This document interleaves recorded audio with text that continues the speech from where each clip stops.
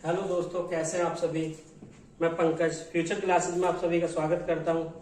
और मित्रों, पीछे की क्लास में हमने जाना था शब्द के बारे में, और जो पीछे की क्लास थी वो शब्द की थी। और व्याकरण में 3 इकाई थी। 3 इकाई में पहला वर्ड, दूसरा शब्द और तीसरा वाक्य। तो दूसरा टॉपिक हम लेके चल रहे थे शब्द। तो शब्द में हमारी पहली क्लास हुई थी और उसके बाद आज नेक्स्ट क्लास है। तो नेक्स्ट क्लास में देखते हैं जो हमारा शब्द है। और शब्द में हमारा दूसरा टॉपिक जो हम इसमें शब्द में उत्पत्ति पढ़ रहे थे, तो उत्पत्ति में ये 5 प्रकार का होता है। उत्पत्ति के आधार पर शब्द 5 प्रकार का होता है। तो उसमें तत्सम और तद्भव को हमने क्लियर कर लिया था। तत्सम और तद्भव को क्लियर कर लिया था। जो इसके आगे 5 टॉपिक होते हैं देशज अर्थ के आधार पर जो होते हैं 5। उत्पत्ति के आधार पर शब्द 5 प्रकार के होते हैं। तो तत्सम तद्भव पिछली क्लास में क्लियर किया था। तो आज हम क्लियर करेंगे देशज और विदेशज को हम क्लियर करने वाले हैं, इनको जानेंगे। तो आज की जो क्लास है इसमें देशज विदेशज को जानने वाले हैं। तो मित्रों, देशज जो तीसरा नंबर पॉइंट है हमारा, तो देशज को जानते हैं। देशज में देखें तो देश प्लस जय। तो देश का मतलब देश और जय का मतलब जन्म लेने वाला, जो देश में जन्म लेता है। इसका मतलब है आंचलिक भाषाओं के वे शब्द जो क्षेत्रीय प्रभाव के कारण हिंदी में प्रयुक्त होते हैं। आंचलिक भाषाओं के वे शब्द जो क्षेत्रीय प्रभाव के कारण, जो क्षेत्र का प्रभाव होता है उसके कारण जो हिंदी में प्रयुक्त होते हैं, वही हमारे देशज होते हैं। तो इसमें सबसे पहले जानते हैं देशज जो देश में जन्म लेते हैं। तो उनका एक तरीका है मित्रों, एक हम कहानी तौर पे एक मस्ती में पढ़ेंगे और एक मस्त तरीके से जानेंगे, क्योंकि इनको हमें समझना है। अगर हम रटेंगे तो हम बार बार भूलते हैं और एक दूसरे में हम गड़बड़ करते हैं। तो आइए हम कहानी के तौर पर इनको जानेंगे। देशज का मतलब है देसी, और देसी क्या हो गया? छोरा। और देसी छोरा क्या पहनेगा? पगड़ी पहनेगा और एक झोला टांगेगा। और काम कैसे करेगा? देसी ऊंट पटांग करेगा। तो देसी छोरा, देखो देसी है, छोरा है, पगड़ी पहनेगा, झोला टांगेगा, ऊंट पटांग करेगा काम। और कोई भी गड़बड़ हो या कोई भी हड़बड़ाहट हो उसे कोई टेंशन नहीं है, खिड़की झांकना नहीं छोड़ेगा। ऊंट पटांग काम करेगा, गड़बड़ हड़बड़ाहट के साथ खिड़की जरूर झांकेगा। और खिचड़ी खाएगा, क्योंकि राशन बढ़ता है गाँव में चावल का। तो खिचड़ी खाएगा काय में? खिचड़ी खाएगा कटोरा में, और चाय पिएगा लोटा में। और खर्राटे मार के सो जाएगा, और डिबिया पे पढ़ाई करेगा, पेड़ पे चढ़ जाएगा, खचाखच चढ़ जाएगा। और पेड़ पे अगर चिड़िया बैठी है तो पेड़ अगर खचाखच चिड़ियाओं से भरा हुआ है तो जूता फेंक के ही मारेगा और खुरपा लेके खेत पे को भगा चला जाएगा। तो मित्रों, इस तरह जानना है, देसी शब्दों को जान लेना। और आगे हम जानते हैं विदेशी शब्द। और मित्रों, विदेशी शब्दों को हम जानेंगे। और विदेशी शब्द में वी प्लस देश प्लस जय, और वी का मतलब होता है अन्य। इसका मतलब अन्य देश में जन्म लेने वाले। अन्य देश में जन्म लेने वाले विदेशी भाषाओं से हिंदी भाषा में लिए गए शब्द हमारे क्या कहलाते हैं? हिंदी में लिए गए विदेशी भाषाओं से। तो विदेशज, अब विदेश का मतलब है, अब विदेश में देखो फ्रांस भी हो सकता है, जापान भी हो सकता है, अंग्रेजी भी हो सकती है, अरबी भी हो सकती है, फारसी भी हो सकती है। इस तरह के बहुत सारे होंगे, तो हम उनको भी जानेंगे मित्रों। तो एक एक करके उनको जानते हैं और हम इनको देखो कहानी के तौर पे पढ़ेंगे।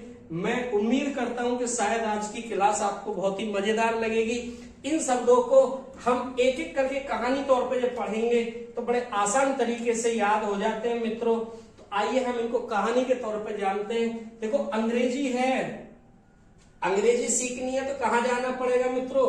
कॉलेज में जाना पड़ेगा। और कॉलेज जाना है तो कोट पहनना पड़ेगा अंग्रेजी मीडियम में, और उसके बटन लगाने पड़ेंगे। और उसके बाद में कहाँ पहुंचना है हमें? कोट पैंट पहनो, कॉलेज जाने के लिए स्टेशन पहुंचो, वहां से खरीदो टिकट।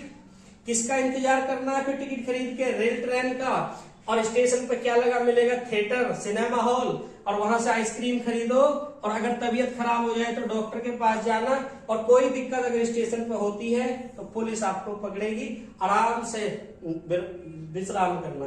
नेक्स्ट देखते हैं हम आगे। नेक्स्ट है अरबी भाषा के शब्द। इंपोर्टेंट है, कई बार रिपीटेड है, इनमें से कुछ शब्द जरूर आता है। तो इसमें भी देखते हैं मित्रों, एक अमीर आदमी, एक गरीब औरत। तो कहानी है हमारी, एक अमीर आदमी है, एक गरीब औरत। कहाँ है? अरबी। तो अरबों रुपए हैं, तो अरबों रुपए का मतलब अमीर आदमी, आदमी है अमीर, कैसा अमीर आदमी, अमीर आदमी गरीब औरत, इन दोनों के बीच हो जाता है अफेयर, अमीर आदमी गरीब औरत के बीच अफेयर हो जाता है।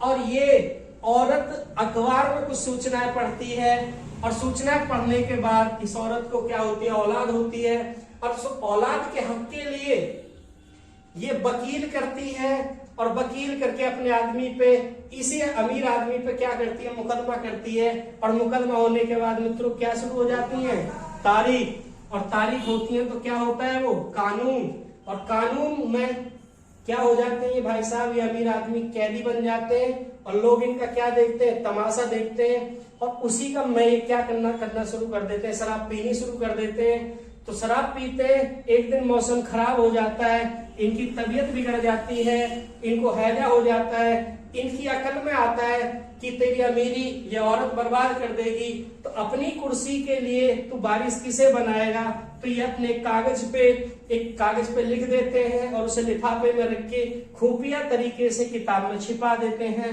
और अल्लाह को प्यारे हो जाते हैं। और ये कहानी थी हमारी अरबी। और इसके बाद हम नेक्स्ट पढ़ते हैं मित्रों फारसी कहानी। अगर समझ में ना आए कहानी तो दोबारा वीडियो को रिपीट करके देख लेना, कहानी समझ में आ जाएगी। और कहानी अगर अच्छी लगे तो क्लास में कंजूसी मत कर देना मित्रों, शेयर जरूर करना, और कमेंट करके जरूर बताना। अगर कमेंट करके बताओगे तो ऐसी क्लास, एक मस्ती की और मजेदार क्लास हम आगे भी ऐसे प्रोवाइड कराएंगे। नेक्स्ट है फारसी भाषा। तो फारसी भाषा का मतलब है फारस, फारस की खाड़ी मान लें, फारसी है। फारस में एक सरकारी वकील सरदार रहते थे, सरकारी नौकरी थी, सरकारी वकील। इनके घर में शादी थी, और शादी के लिए इन्होंने अपना मकान, अपने दफ्तर को ठीक कराना था। उसके लिए इन्होंने एक मजदूर को बुलाया, कारीगर को बुलाया, मजदूर कारीगर को बुलाया। उसने 1 हफ्ते तक काम किया, और वो भाई साहब क्या हो गए, बीमार हो गए। सरकारी सरदार थे, उनके घर में शादी थी, उन्हें अपना मकान दफ्तर ठीक कराना था। मजदूर को बुलाया, कारीगर को बुलाया। कारीगर मजदूर एक ही चीज है, लेकिन अलग अलग नाम से जानते हैं। और हफ्ते भर काम किया, ये मजदूर बीमार हो गया।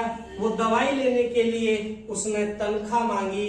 अफसोस की बात ये हुई कि जिंदगी उसकी खामोश सी हो गई, और उसने जैसे पैमाने पर नापतोल हुई, आईने की तरह बिखर गई। और शादी के फंक्शन के लिए बर्फी, जलेबी, अनार, किशमिश में किसी ने जहर मिला दिया, और उसी के चक्कर में जो उनको तनख्वाह मिली थी, इसी अफसोस जिनकी खामोश के चक्कर में उनको गिरफ्तार कर लिया गया। क्योंकि इनकी जिंदगी ही खामोश कैसे हुई, इसमें किसी ने जहर मिला दिया और इनको गिरफ्तार कर लिया।